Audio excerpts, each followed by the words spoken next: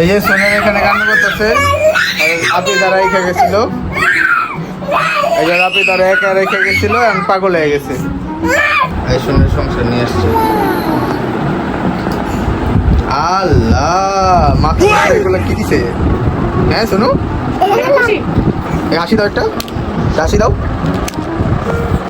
আসসালামু আলাইকুম গাইস, দেখেন অবস্থা সোনার, এই অবস্থা। ভিডিও করুন কইছিলাম একটু আরে নিয়া, এই যে অবস্থা, এই যে আমার ভিডিও করতে রাত বাজে একটা, মানে কি যে করুন দিশা পাইতাছি না।